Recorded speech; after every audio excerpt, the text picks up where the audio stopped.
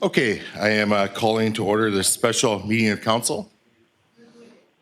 Okay, if we can have the gallery quieten down, please.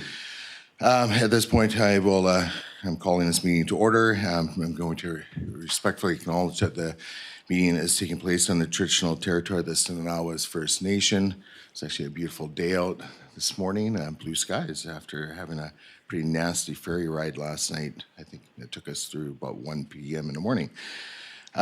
First item on the agenda is adoption of the agenda. I'll simply make the motion that the November 5th, 2022 special council meeting agenda be adopted as presented. Is there a seconder? Second by Councillor Jones. Discussion on the agenda. Okay, hearing or seeing nothing, I will move to, oh, and sorry, Councillor Savage, can you hear us? Just do a check-in. Yes, I can hear you fine, thank you. Okay, good, thanks. So I'll move to call in question. All those in favor? And opposed, and Councillor Savage, if you can just indicate if you're opposed or in favor. In favor. Okay, so it's carried unanimously. That takes us on to public input period. So persons recognized by the chair to speak must first state their name and address for the record, may speak once for up to 2 minutes unless council resolves otherwise, and are limited to providing comment regarding the one item listed on the council agenda for today's meeting. So again, speaking directly to the bylaw, comments must be directed to the chair and not to be directed to individual members of council, staff, or the audience, and must not include personnel issues. So at this time, if there's anybody present this morning that would like to speak. We have a speakers list. Yes, we have a speakers list, but first we have one person remote. Okay. And that would be Sue Bassett. So, Ms. Bassett, if you can state your name and address for the record, please. And then you have 2 minutes.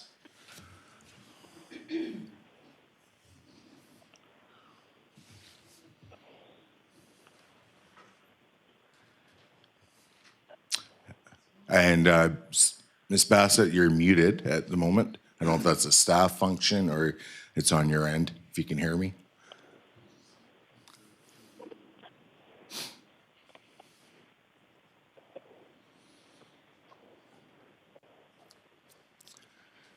And through to Director Coates, she's muted on her end or our end? I think it's on her end, but Okay. I will try phoning her if you want to go ahead with the Sure. So if you person. can call the And first the first person. speaker is John Slater, followed by Doug Bowe. And just press the button so you have the little red kind of counterintuitive. Is that good? And just John name and Slater, address. and I live at 7,000 Owen Road. I live right across the street from the property that was the landowner was attempting to clear in the last few days. I have no interest in the property. I just have a house in Lantzville, and that's the extent of my ownership. But I wanted to make a few comments, first of all, on the discourse in our province regarding forestry. And 95% of the land in this province is publicly owned forest land. And as you know, there's a great amount of discourse and debate and at times bitter about the decision to cut or not cut trees. 5% of the land is private land, private forest land, and some of it, or most of it, the vast majority of that private land would not be subject to any bylaws that a city may pass. The managed forest unit is outside the jurisdiction of cities. And if you wanted to try to pass a bylaw, if some of that managed forest land was within your municipality boundaries, you're not legally obligated, or you can't legally pass any laws that inhibit that property owner from doing their business, which is forestry. That's not what we're talking about. This land, and very few large parcels of forest land exist in Lantzville. There are some. And they fall within the jurisdiction of the municipality if they're not managed forest. So in this case, I'm just here speaking. I don't want to see private landowners' rights get trampled in a process with a tree bylaw. So if I own a piece, okay, how many? 28.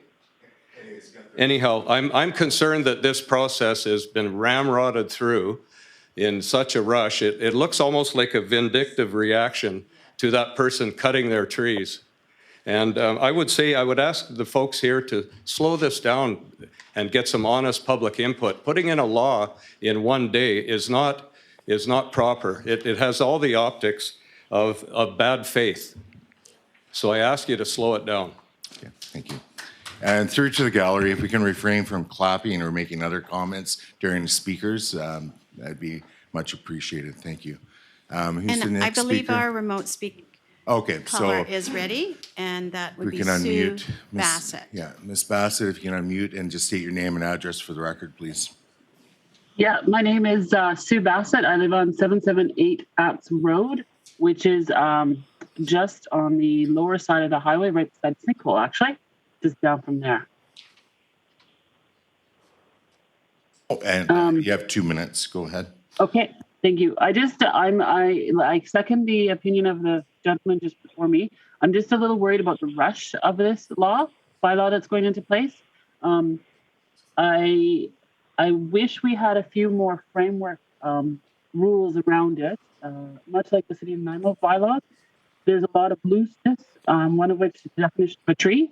We have not dealt with the fact that there's a lot of invasive species and noxious trees that live within the district of Lantzville. And we have a property that's over an acre in size, and we regularly deal with our trees on our property where we don't clear cut or anything like that. And I understand that that's possibly why this bylaw is being brought in. I just feel that it's too fresh and should be looked at closer. Maybe look at other municipalities' bylaws to use as a reference guide. I cite the City of Nanaimo one. It's a fairly good one, I believe. It's got some good parameters in it. Yeah, that's all I want to really say. I guess we are affected because we're over an acre in size, and we are no longer able to maintain any of our trees without having to apply for, I guess, a permit, which adds extra cost for our bottom line, which right now it's not something I'm looking to do. Every time we turn around to have to take down a tree, we have to get an arborist in to look at it to assess whether or not it's a danger tree or some other reason. And we can't bring down trees that are bigger than 8 inches if I'm correct in that, reading that bylaw. You Even have if about they 30 are. seconds. And Okay. Ms. Bassett, I don't know if you have your phone on speaker or sounds like you're in a bit of a tunnel. Oh, sorry. Yeah, basically, I just wanted to say that I wish you guys would take more time and develop this bylaw further than before pressing to right now way too loosely written, and it doesn't cover off on the things I think you want to cover off. That's all. Thank you. Okay, thank you. Next speaker, please. The next speaker is remote speaker Allard Oakland.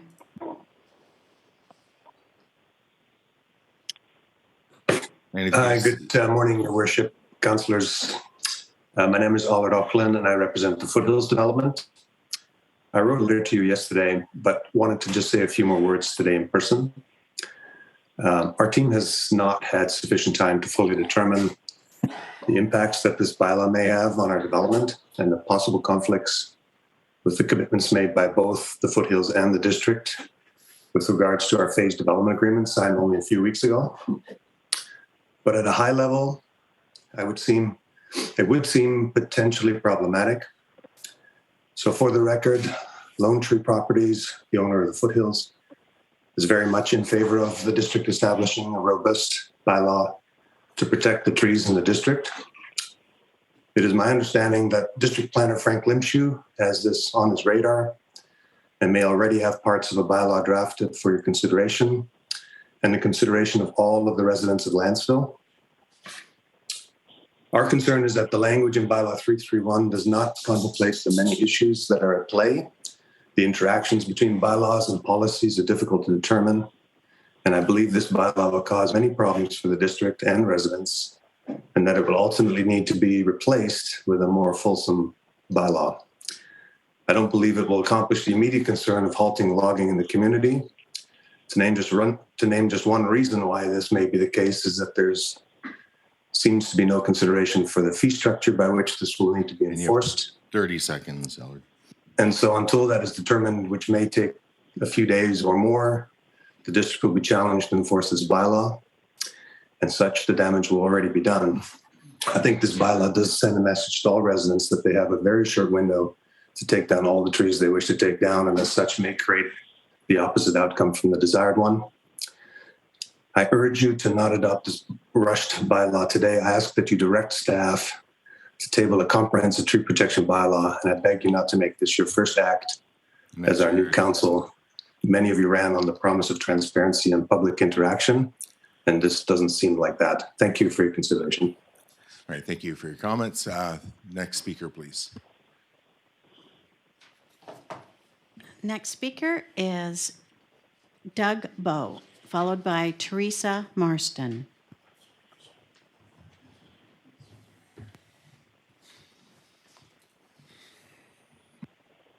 You have to turn that back on there. It needs to be red. Yeah, Sorry. it doesn't make sense. It should be green. Good morning, Mayor and Council. My name is Doug Bowe. I live at 6920 Rosalind Crescent, just down the road from the property we've been talking about. It's spurred on this tree bylaw. Everybody in our neighborhood is on 1 acre lots. Some lots were fully treed when people bought. The majority of people would take down trees for their house to build. Some, half the trees are gone, some all the trees are gone. Recently, the last lot that was built on was fully treed. All the trees were taken down to build their house. Septic field, swimming pool, all those things. Some people's lots that are 1 acre were already cleared when the developer did it. And so people had the choice of either to plant or to take trees down. The property we're talking about, I think that individual should have the right as a landowner to do what he wants with the property. And with this bylaw, it's taking that right away, not for just him, but other parcels in Lantzville that are 1.25 acres, 1.5 acres, 2 acres, 5 acres, 10 acres. They're spotted all over the place. And that's a right that has been taken away, and I'm not in favor of that. And you know, I think this should be shelved, and the previous speaker come up with a better solution to what you're trying to achieve. Thank you very much. And next speaker, please.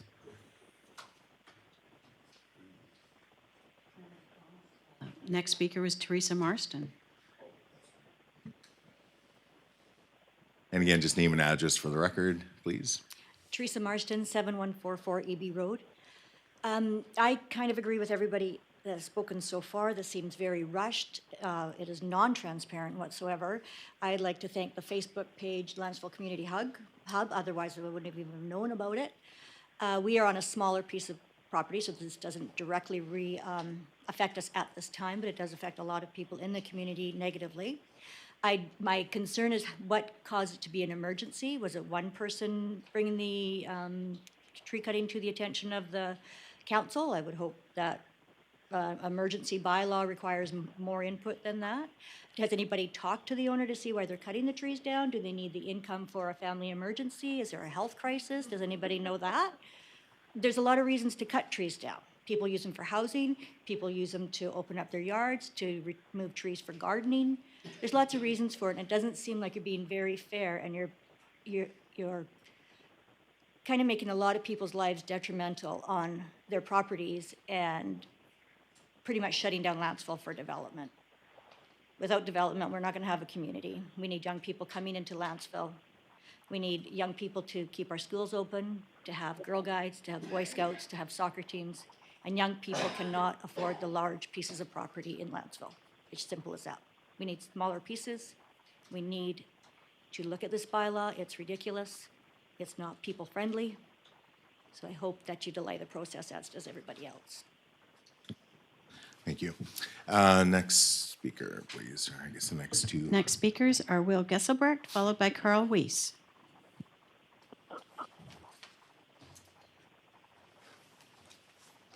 And name and address for the record, please. Will Gesselbrock, 7483 Andrea Crescent, and a member of this council for the last 7 years. I'm speaking against the bylaw and requesting a council rescind the first two readings and refer the bylaw back to staff for a report on the legality of the bylaw and the ramifications for landowners on greater than 1 acre of land. By way of previous history, on June 13th, 2018, the council passed a motion to include clear and strong language in the draft OCP to protect trees in the development permit areas and special plan areas. That was, the OCP was passed, and in section 11.2 of the OCP, it states, in special plan areas, which this is down here on Owen Road, the clearing of trees prior to the adoption of an approved special area plan on parcels larger than 4,000 meters, that's 1 acre, shall be subject to a development permit. So that is already in our bylaws. I want to talk about what really concerns me, besides the wording of the bylaw, is the process, the transparency, and public engagement, or rather lack of all three in this attempted bylaw. Why was this brought on a Thursday night in camera? There was nothing said other than that there was an in-camera meeting. I understand that there was later meetings that night. Public had no notice of that, or if they did, it was late at night. We're told to come here Saturday morning. Section 10 of Section 39 of our protection procedural bylaw says bylaws may be considered only at meetings open to the public. I have no idea what went on Thursday night. We're here today, one day after that. So the only reasonable notice that the public has had of this bylaw was given on Friday morning. Transparency. Is holding a special meeting behind closed doors on a Thursday night with basically no notice transparent? I'm requesting this council give me further time to finish this, what I have to say. Okay, so at this point, we haven't granted that to any other speakers. So I will put it forward to the body in terms of granting additional time for speakers. I will call the question. All those in favor? And opposed? Yes, it's Savage in favor. Pardon, hold on. Where's that noise coming from? Oh, I can barely hear it. So go ahead, Councillor Savage. How do you vote? In favor. In favor? Okay, and I'm going to call for opposed. Okay, so it's carried unanimously. So we'll grant it 30 seconds. Will there be a second speakers list? No, there will not be a second speakers list.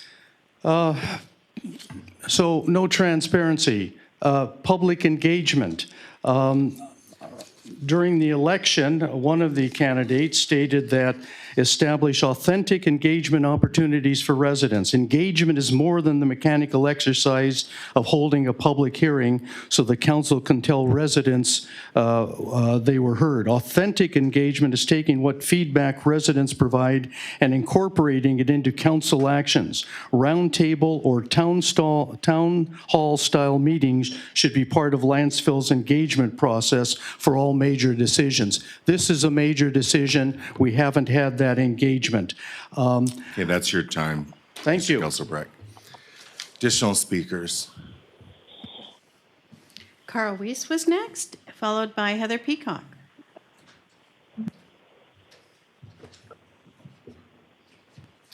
Carl Weiss, 6909 Normarell Drive.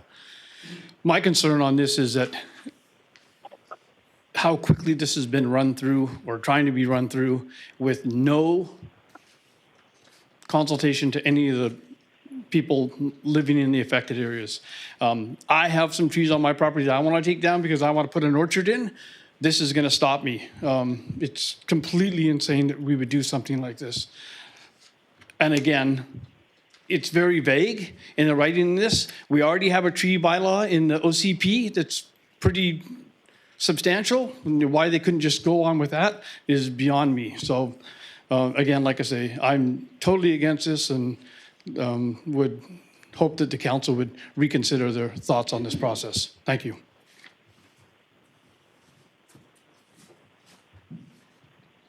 Okay, and we have our next speaker. Just name and address for the record, please. Okay, hi. My name is Heather Peacock, and I live at 6885 Nestor Way. And this property is directly beside the boundary of the logging that is taking place currently. This is totally out of my comfort zone, and I'd just like to start by acknowledging that we are on the land of the Coast Salish people, and I think that's an important part of all of this, that we're looking at private interests and collective interests. What are the interests of the community? What do we want to see this community be?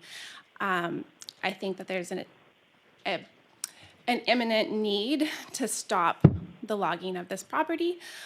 We've seen the removal of wildlife status privately, like of the eagle tree on this land.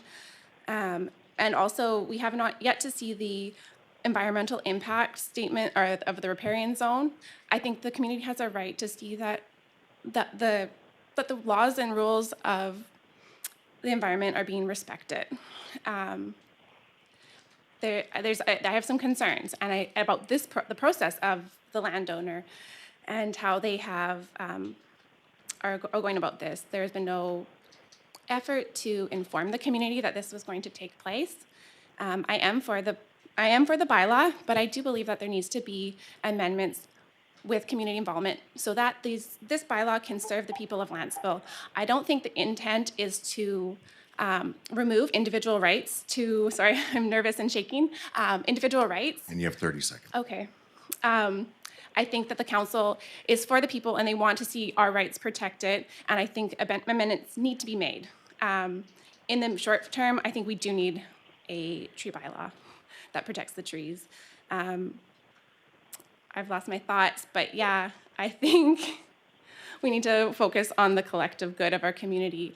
I love this community, and I'm grateful to be a member of this community, and I care about everyone here's perspective, and I hope the council will. That's your time. Okay, thank you. Additional speakers. Next speaker is Lance Gesselbrecht, followed by Brian Blood.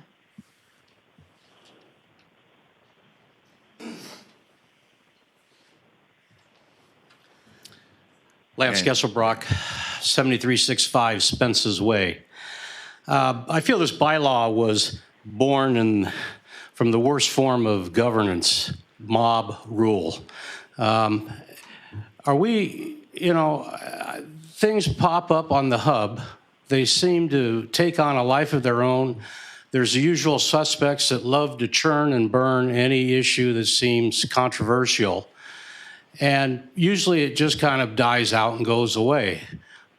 But this bylaw is emblematic of that kind of bad governance. There was no transparency. It's a knee-jerk reaction.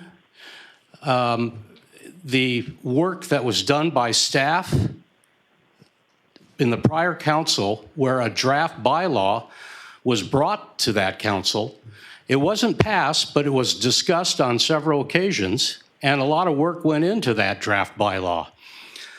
What happened to that draft bylaw? Suddenly it's totally thrown to the side, and we have a 2-page document fraught with errors. I mean, we live in a metric country. Do you think we could get the bylaw written with metric units? This has been rushed.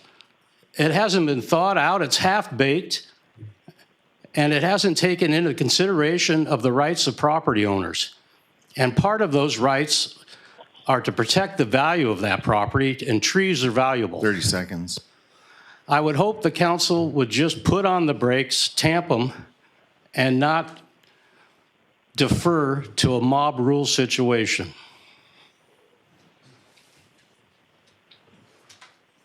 Okay, next speaker. Brian Blood, 7075 Gillette Road. A few years ago, there was a similar situation where there was a sudden mass clear-cutting of proposed development land. And what happened there was every single tree was stripped from the property regardless of any future plan for the development itself and how it would integrate with the community, but also no regard to the natural values of the land. So a wetland was savaged and every single tree was removed. And after that was done, the application came in, and it was required to have an environmental impact study which said, oh, there's really nothing to protect here because it was previously logged and it's already been wrecked. We need to prevent that from happening again.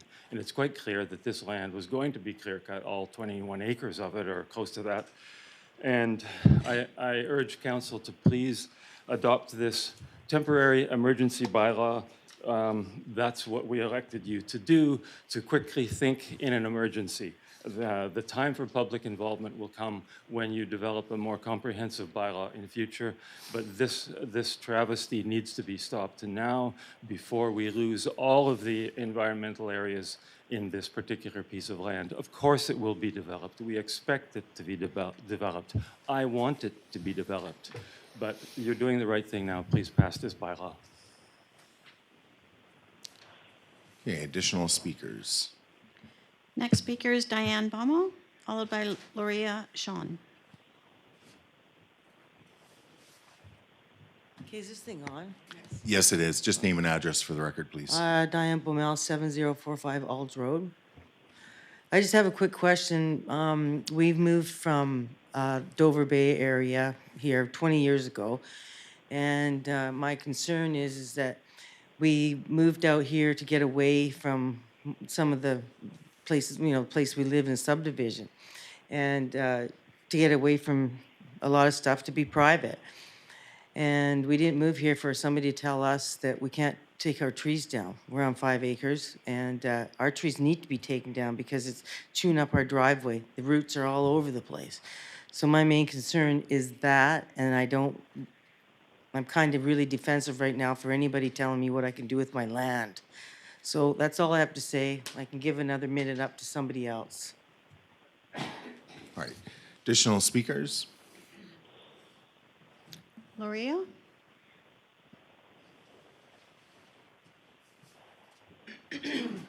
My name is Loria Sean. I live at 7071 Shines Place, and I live on 28 acres. My concerns are how quick this bylaw is going through. It is very disappointing in the council. I'm really disappointed. We want to put a garden in. We have trees near our house. We have trees everywhere that are causing havoc on our home. We got to get those taken down for safety.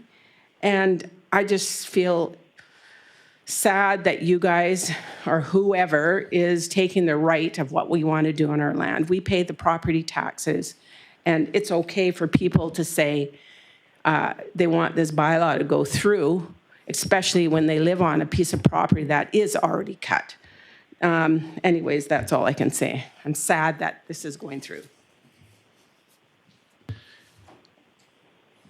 I took the list from the side, so I don't know if there's anyone else you wish to call to see if there's any unsigned. So at this point, I will call for anyone else who has not spoken. Just come to the microphone, state your name and address for the record, please.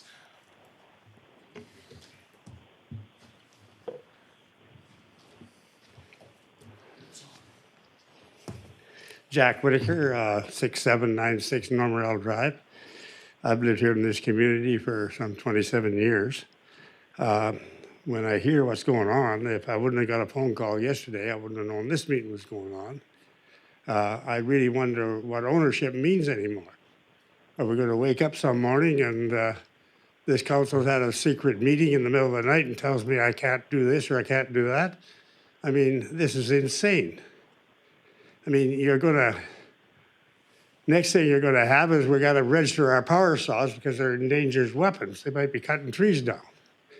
I mean, are we going to have an open council?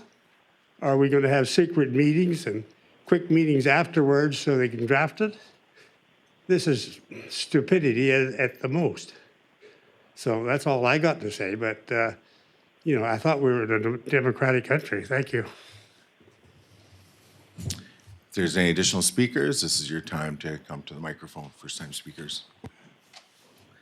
One-time and only speakers. Who's going? All right. My name is Hans Larson. I live at 7010 Owen Road. My wife, spouse and I have lived next door to this property for over 30 years. And throughout all that time, the landowner has been a very respectful and thoughtful landowner.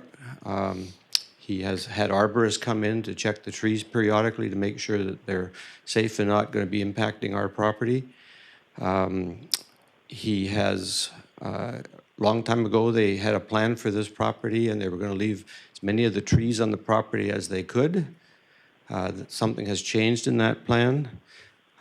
Also, the fact that they haven't contacted any of the neighbors to let us know that anything was coming, what their plans were, short-term and long-term. Something has changed relative to this. The landowner does live a long ways away. He lives in Germany. And I have tried to contact him several times by email, and he has not responded so far. So we really didn't know what was going on.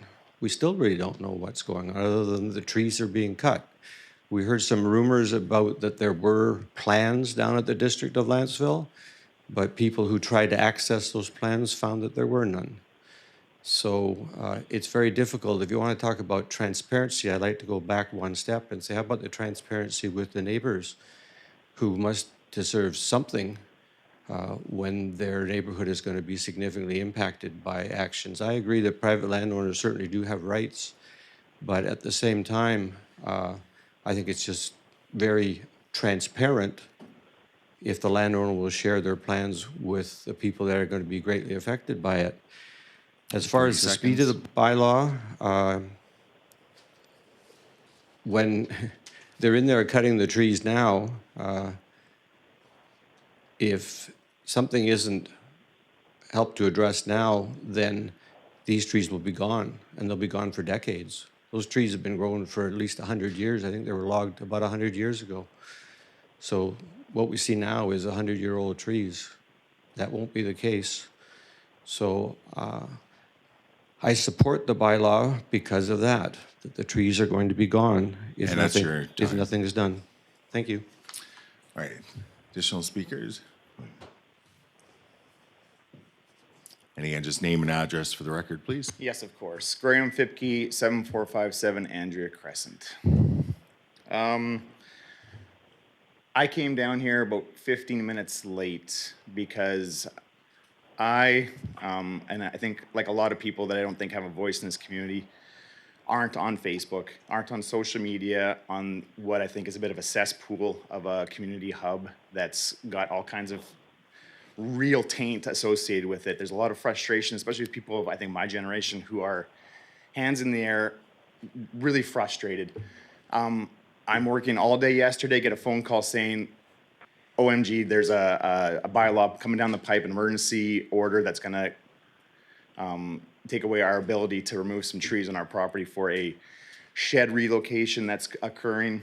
So I run home, it's 5 o'clock at night, it's dark, it's wet, I'm cutting down trees. A tree falls on my face, gashes my face open, could have taken my eye out. And it causes me to sit back and reflect upon this whole procedure. I'm all for a community voice. I'm shocked at how this happened. I'm shocked that this new council came in, put down a really poorly fabricated emergency motion, has no sunset clause in it, has no parameters for 30-day sectioning, any kind of buffering around that would give the community an opportunity to put their voice into this. I think this is symptomatic, I think, of a lot of different ills that are currently going on. And I just want to voice from my segment, for what it's worth, we're frustrated. That this is a really scary start to this council.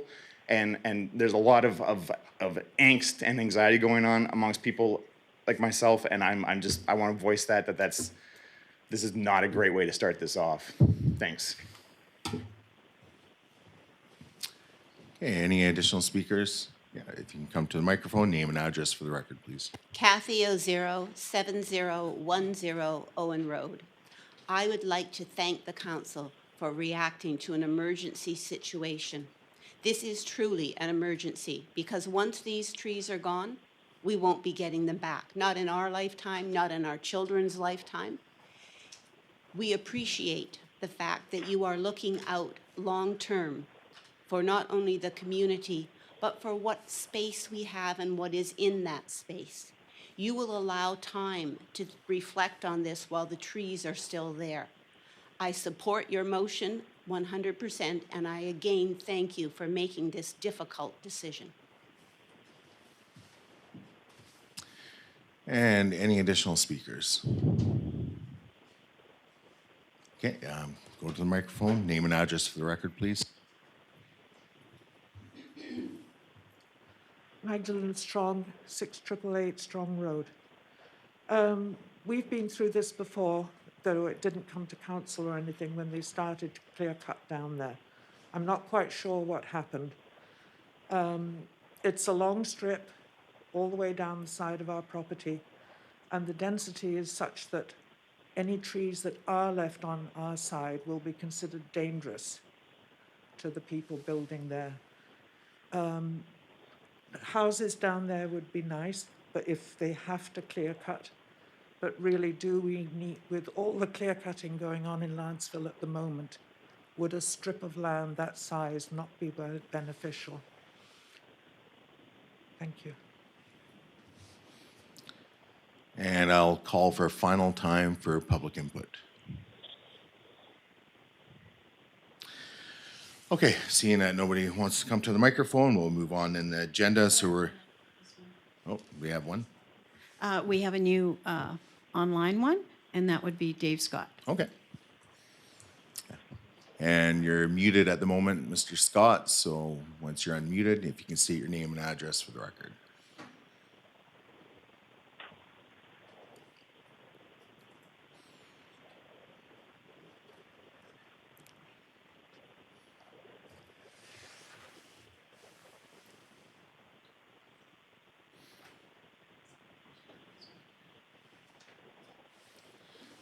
Can be a little frantic to find that unmute button when you're on these calls.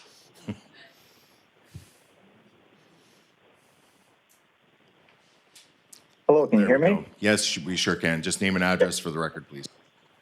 Good morning, Mayor and Council. My name is Dave Scott, and I live at 6898 Harwood Drive. I am speaking to the District of Lantzville Tree Protection Bylaw number 331-2022. The bylaw appears to be targeting a property that's being cleared on Owen Road. As a result, the bylaw has been hastily put together with no opportunity for public input. Most residents of the community are unaware of the new bylaw, as it's been less than 36 hours since it was first introduced for first 3 readings at a late night special council meeting that was not advertised to the public. This lacks transparency and is not good governance. If the new bylaw is approved, it will have a number of unintended consequences for the balance of the community. Due to my limited time to speak, I will only address the primary shortcoming of this bylaw. My interpretation of the bylaw as currently written is it will not allow trees larger than 20 centimeters in diameter to be cut on properties larger than 1 acre in size, other than danger trees. I have confirmed my interpretation with staff, and they concur with my understanding of the bylaw. The bylaw has provision for tree removal through a development permit, but the challenge is there is no development permit area for trees in the OCP, so therefore no mechanism for staff to issue a development permit. Simply put, the bylaw has no mechanism to allow trees to be cut, period. If approved, this bylaw will effectively sterilize any property over 1 acre in size. Any person who has an approved building permit or an approved subdivision for properties over 1 acre will not be allowed to cut any 30 trees seconds. down. Any project that has been given approval to proceed will be unable to do so because they can't remove any trees. Council needs to reverse this process, start over, and have meaningful dialogue with the community before proceeding with this bylaw. Thank you. Okay, and I don't think there's any other remotely registered speakers. And again, I'll just call for a final time to the gallery if anybody wishes to speak. Okay, hearing or seeing nothing, I am moving on now on the agenda. Item 4, it's under bylaws. So we have bylaw number 331. Is someone prepared to make the motion? Actually, I'll just simply make it. That the District of Lantzville Tree Protection Bylaw number 331-2022 be adopted. Is there a seconder? Second by Councillor Mundell. As we're at the adoption phase, there is no debate. I will move to calling the question. All those in favor and opposed? And through to Councillor Savage, if you can indicate if you're in favor or opposed. In favor. Okay, so that is carried unanimously. So before we move on to public clarification, there is a media release that has been prepared, and it will go out immediately following this meeting. And from the media release, I will read a section, and it will be in its complete form and available to the public as soon as staff can upload it to the district's website. So the intent of bylaw number 331 is to prohibit the cutting of trees with a trunk greater than 20 centimeters, whilst council develops a more comprehensive bylaw to present to the community. Over the next 2 to 3 months, it is anticipated that bylaw number 331 will be amended to include additional regulations as such, but not limited to, provisions for the cutting down of trees and reviewing the minimum parcel size to which the bylaw applies. So again, the complete media release will be available for the public as soon as staff can upload it. And you can be assured to the community, there has been no secret meetings. Everything has been lawfully competed. The gallery, if you, yeah. So through to the gallery, if you cannot contain yourselves, then I'll have to ask you to be removed. Oh, really? Yes, really. Okay. So again, through to the gallery. Okay, I'm going to recess this meeting until people can contain themselves. So, and if you can't, then I'll be having to ask those individuals to be removed.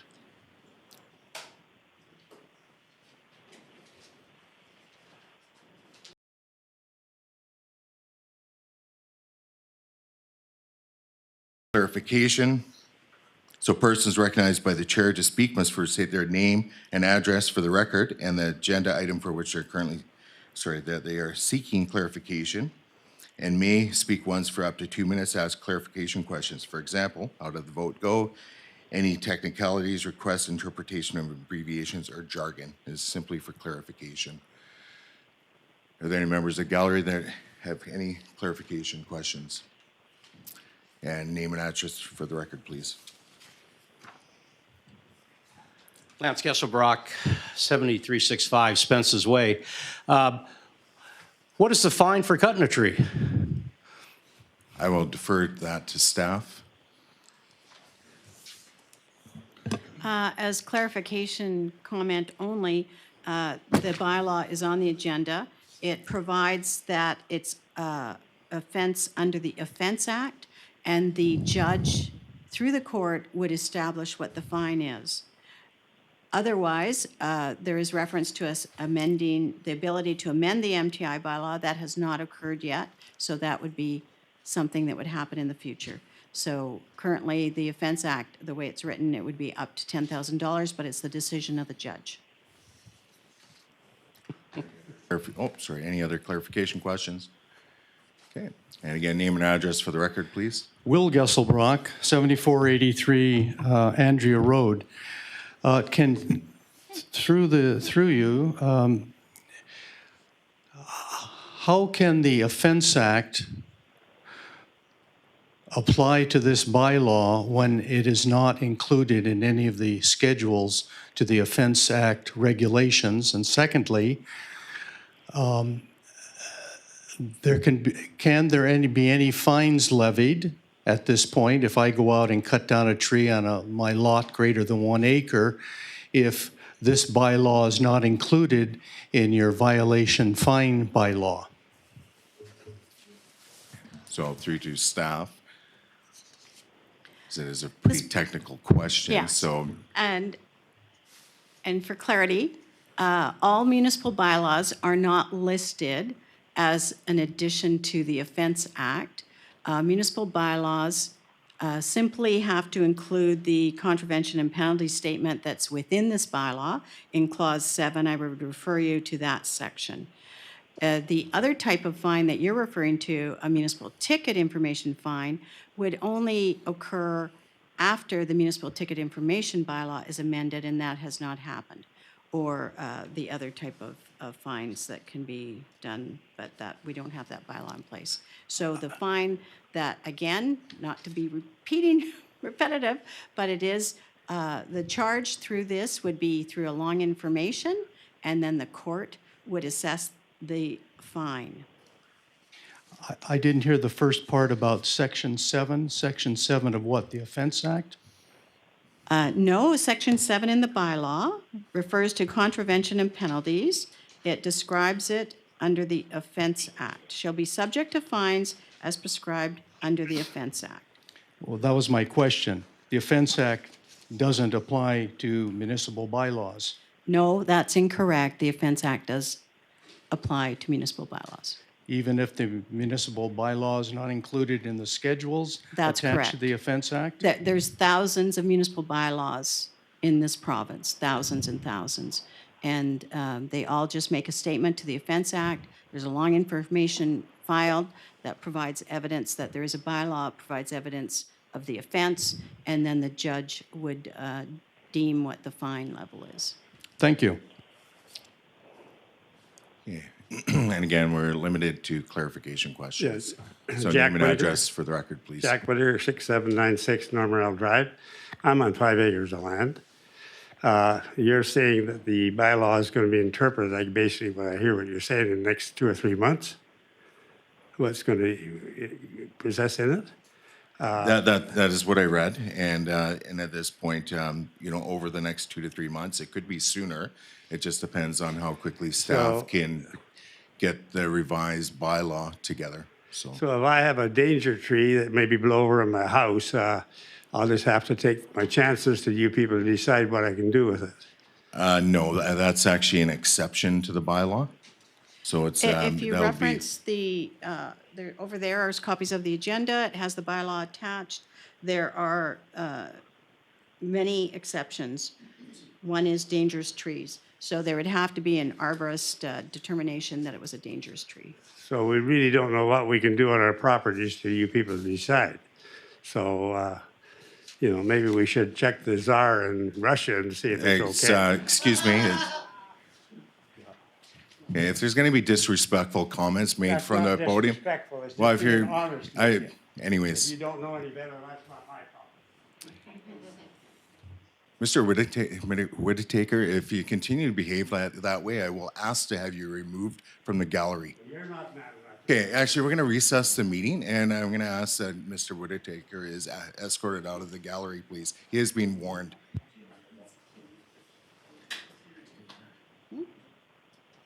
You call the police.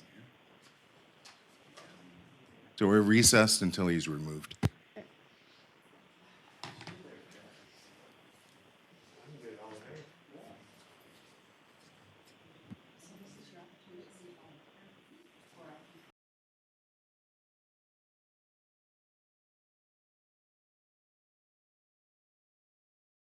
Meeting back to order again. We're limited to clarification questions. Are there any additional speakers?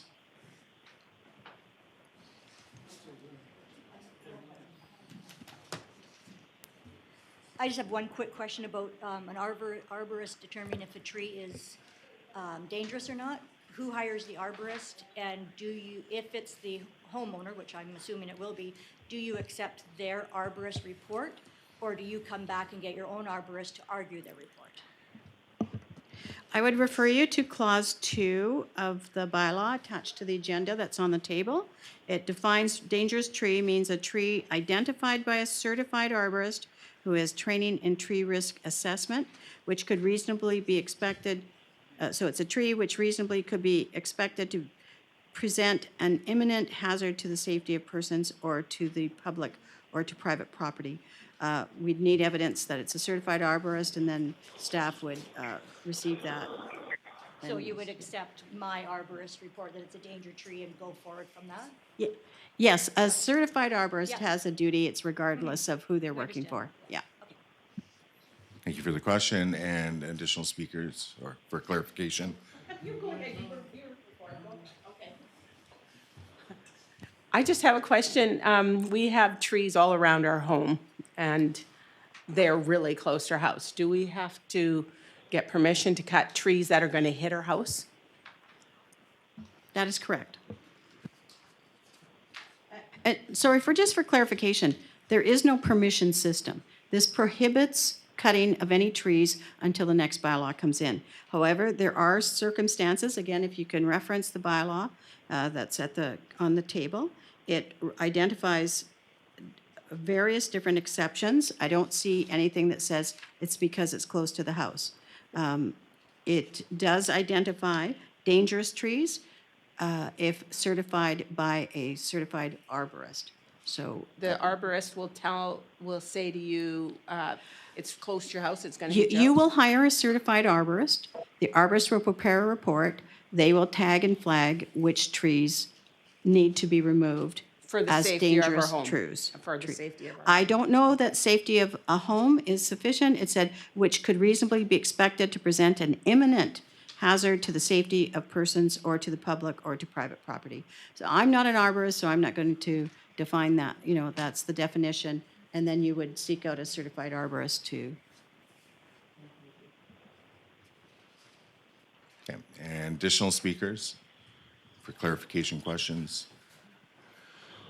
Okay, again, name and address for the record, please. Brian Blood, 7075 Gillette Road. I understand that this is a temporary emergency to deal with an emergent situation, and I'm less clear on how long you intend to have this in place and the comprehensive, more detailed tree bylaw will be in place. Just, I think that's important for all of us to know. Okay, thank you for the question. I think I can stick handle this one. I think it's probably safe to say to have it as in place as short a period of time as possible. We're really confounded by or limited by the time that staff can allocate to this, and staff has initiated work on a more comprehensive tree bylaw. It's just a matter of time. So there is an urgency to deal with this. Obviously, there's lots of feedback that has been given this today, and we've received written feedback as well, and I'm sure we'll continue to receive even more feedback. And all that will be incorporated into the future iterations of such a tree bylaw in itself. So this is just it's a bylaw that's in place as of effective today. So. And as I believe council's will, that we will be moving forward with developing a more comprehensive bylaw. But I understand the angst this does create. So to the next speaker, name and address for the record, please.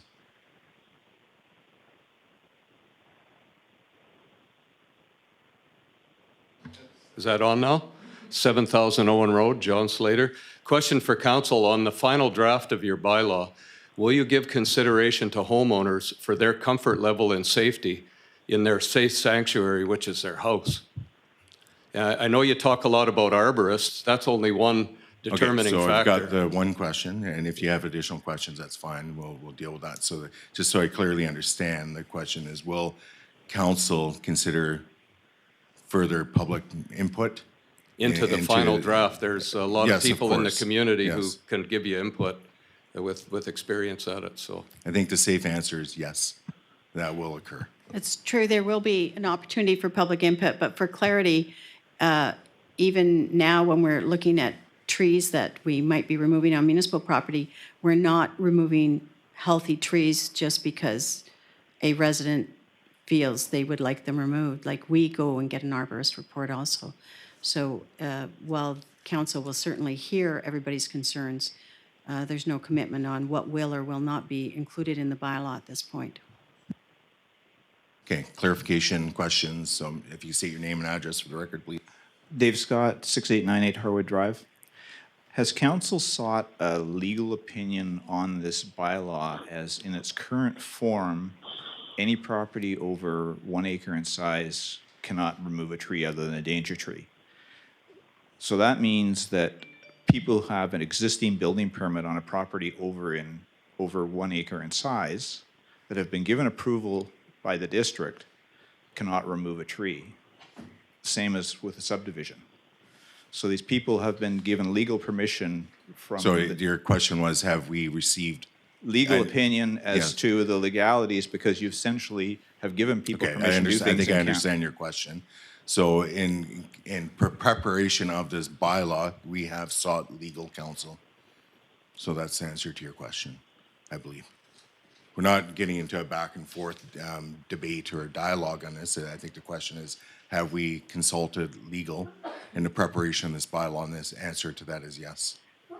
A follow-up then, is there legal liability to the district in not allowing trees to be cut down because you've given permission for people to proceed with a project and now you're stopping them? Well, I think for that one, I will defer to staff. But in terms of, actually, I'll defer to staff on that one. I don't know if you heard the question. I'm sorry, I was preparing to head down to do something. The question is there legal liability to the district because permission has been given to either build a home or proceed with a subdivision, and now you cannot cut a tree down to proceed So this with the project? opportunity is to provide clarification on the decision council has made if the motion wasn't clear. It's not an opportunity for staff to speculate and provide their opinion on whether there's liability or not. That is something that would be considered at a closed meeting. Thanks. Thank you. And I think further to that, if there are specific questions about the implications of the bylaw, feel free to write into district. I think that's probably the simplest solution. Are there any additional speakers for public clarification? Okay, hearing or seeing none, I'm going to be making a motion that that the special council meeting be closed to the public pursuant to section 90, subsection 1, subsection I of the community charter. So is someone prepared? I've made the motion. Someone prepared to second the motion? Second by Councillor Jones. I'll call the question, and Councillor Savage, if you can just indicate if you're in favor or opposed. So all those in favor? And opposed? Councillor Savage, are you still on the call? Yes, could you repeat the question, please? Okay, so that the special council meeting be closed to the public pursuant to sections 90, subsection 1, subsection I of the community charter. In favor. So as carried unanimously. We'll just wait for the gallery to clear.